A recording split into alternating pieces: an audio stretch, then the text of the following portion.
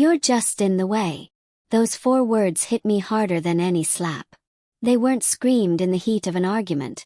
They were spoken almost calmly, with an icy finality like a judge's sentence. And they were spoken by my mother, Sarah. The woman for whom I was not just a daughter, but her hands, her feet, her memory, and her wallet. My name is Maya. I'm 22, and up until that very moment, my entire life had been dedicated to a home that suddenly ceased to be mine. I stood in the middle of the living room, the smell of wine spilled by Jessica still hanging in the air, mingling with the aroma of the casserole I had pulled from the oven 15 minutes earlier. Casserole that no one would eat. It all started 3 weeks ago when my older sister, Jessica, returned to our lives like a hurricane.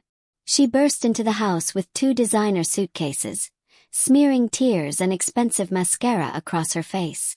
Her latest man of her dreams, a wealthy heir named Kevin, had turned out to be a monster who dared to criticize her for spending more on handbags than he earned in a month. She had left him, slamming the door of his penthouse, and fled to us, to our modest little house on the outskirts of town, which was barely staying afloat thanks to my 2 jobs and strict budgeting. Mommy, he didn't appreciate me. I gave him the best years of my life.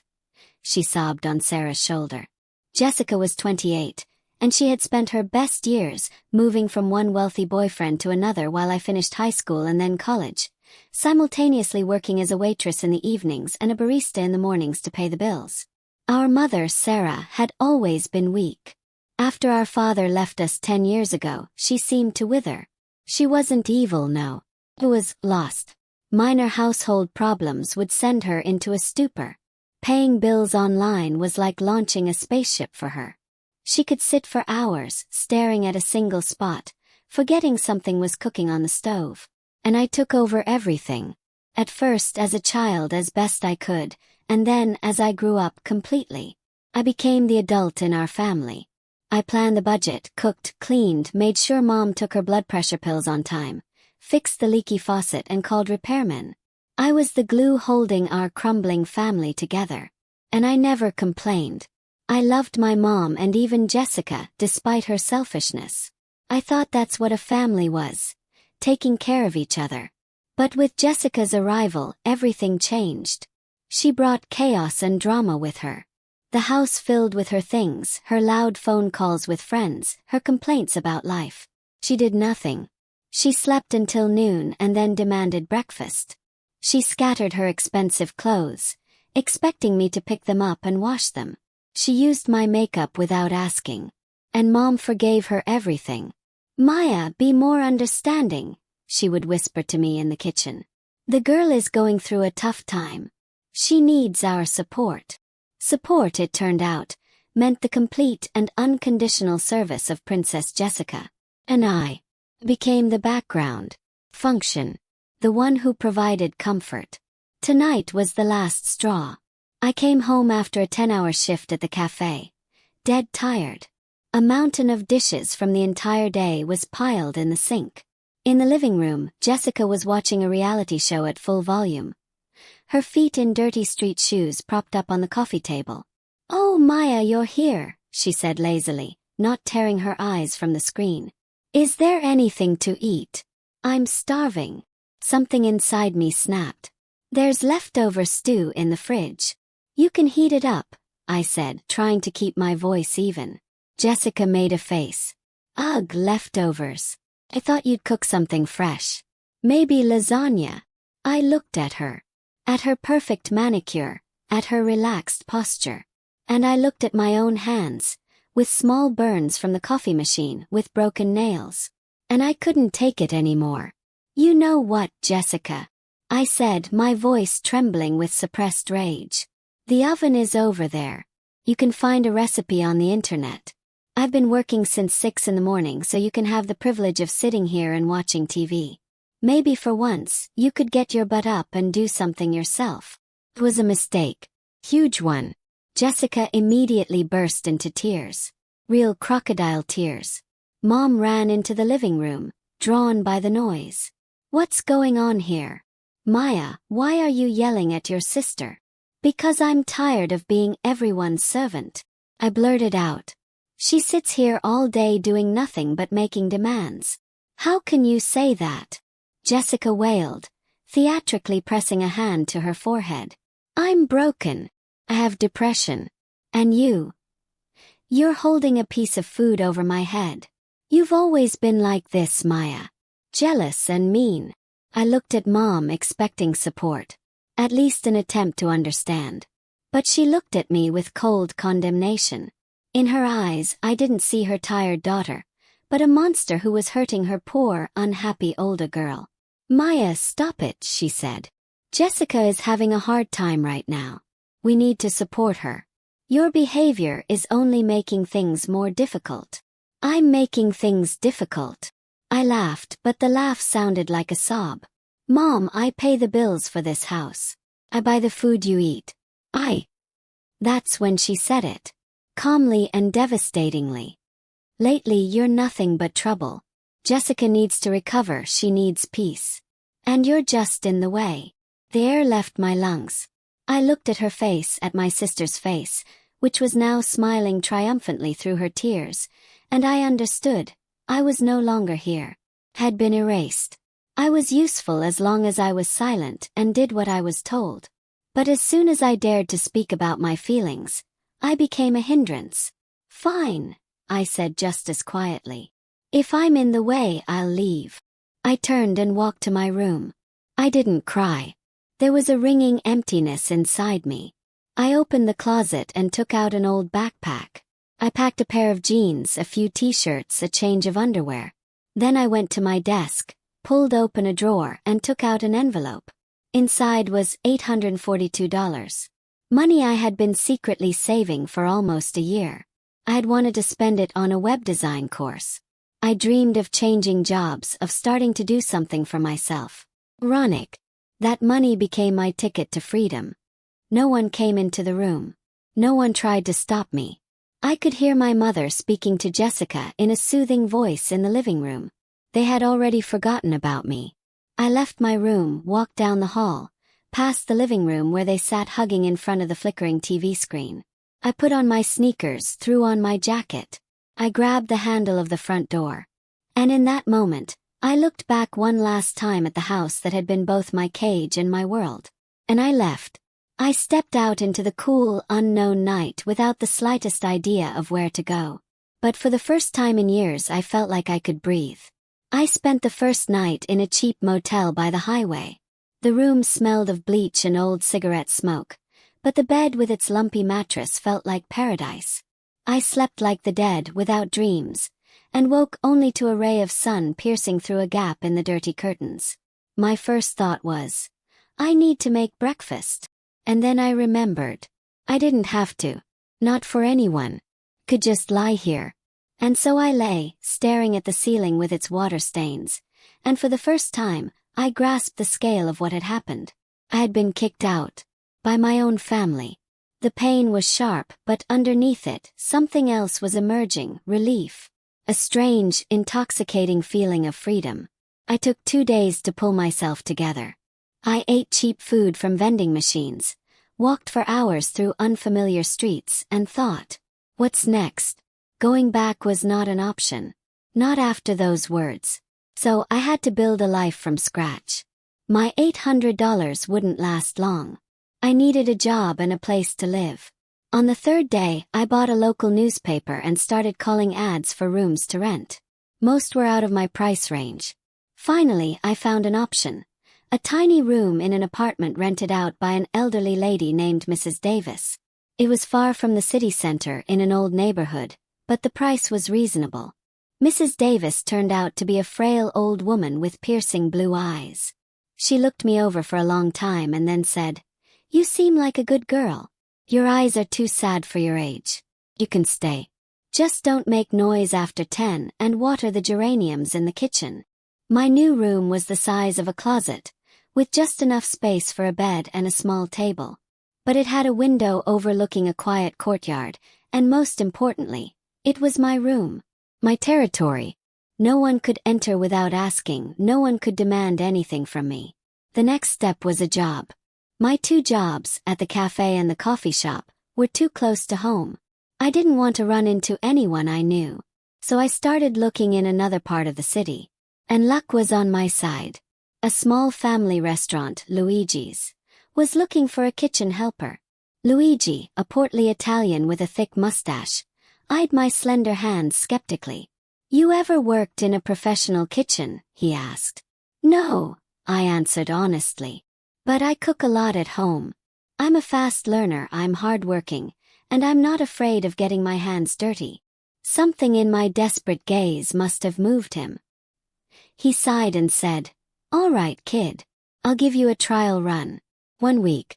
You'll peel vegetables and wash dishes. If you can handle it, we'll see." I handled it.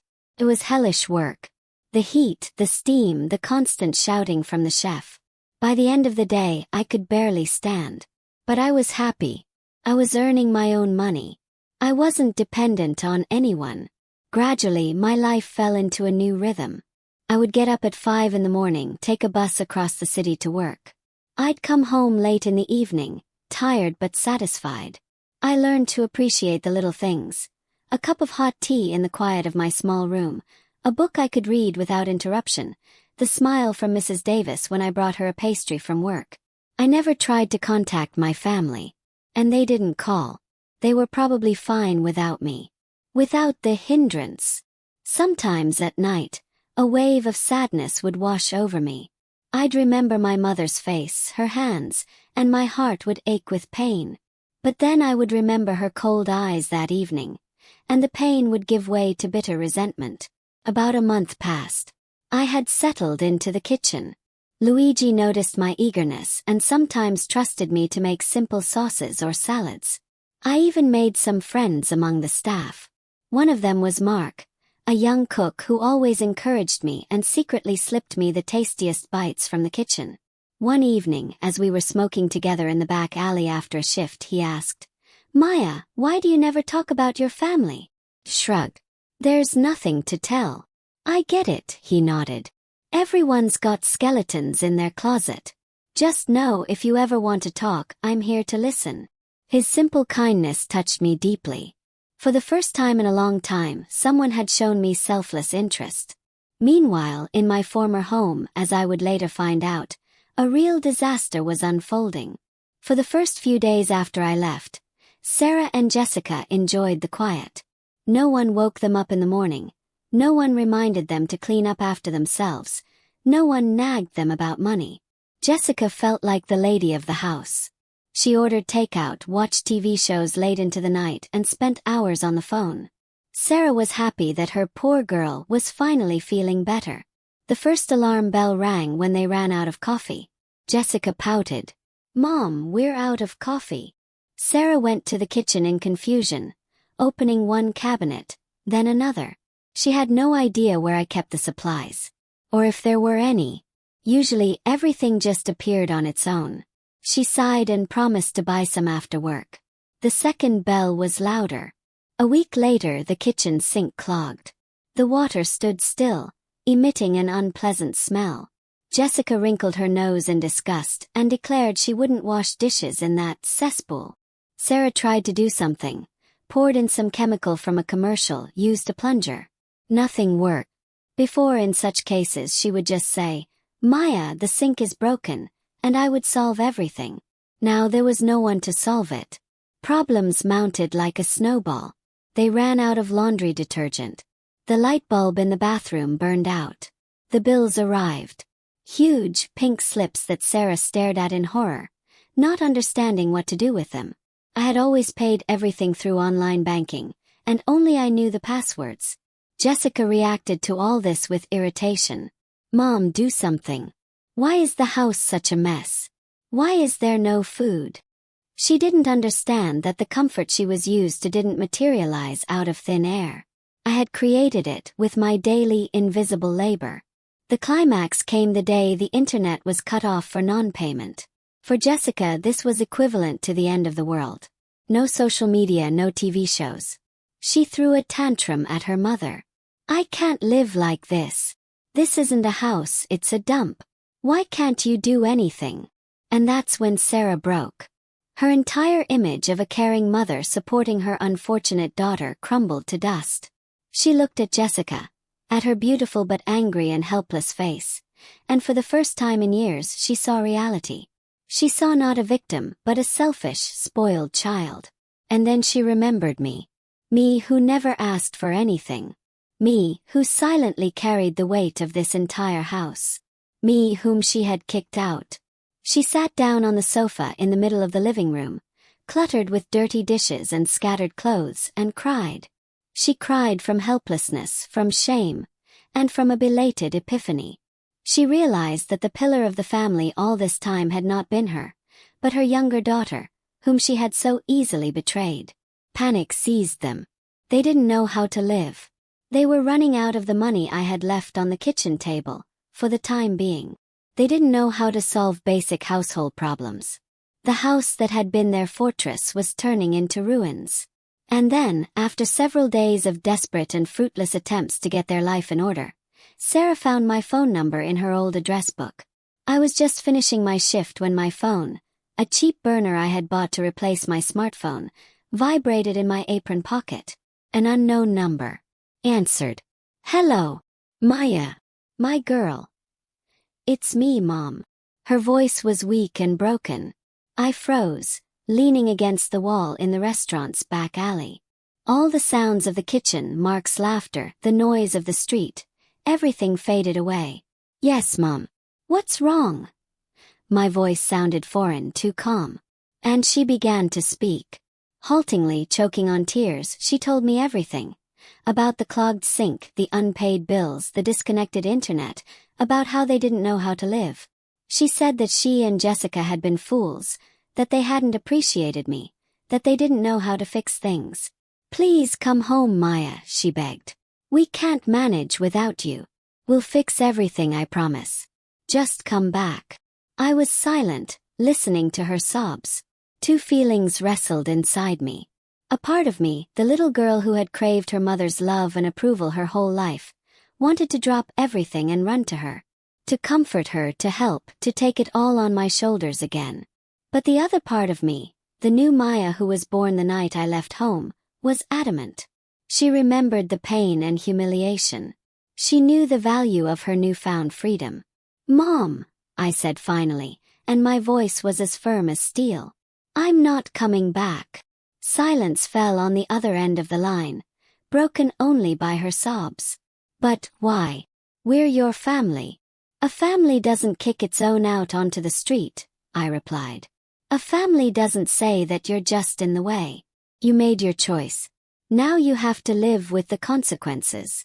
But we don't know how. We don't know what to do. Her voice broke into a desperate cry. You'll learn, I said calmly. Just like I learned. I can't live your lives for you. I'm building my own. The password for the online banking is Dad's birthday.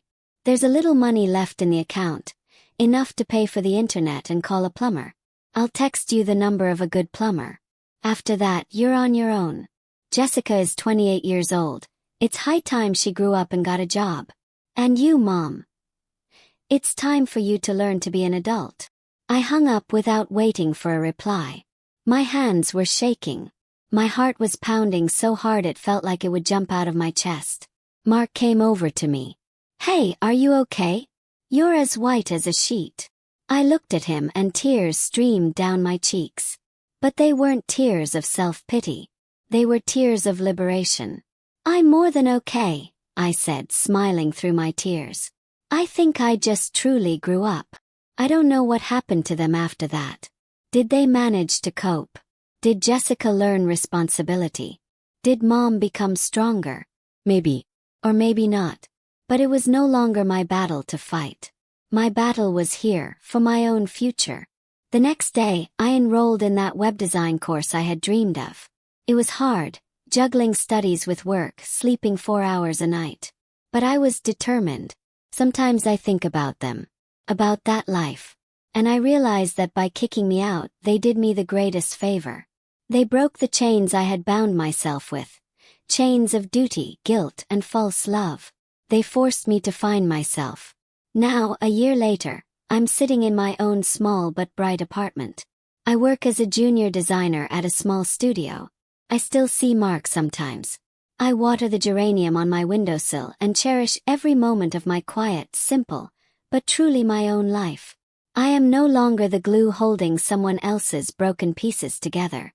I am a mosaic that I am assembling myself, piece by piece. And it is the most beautiful feeling in the world.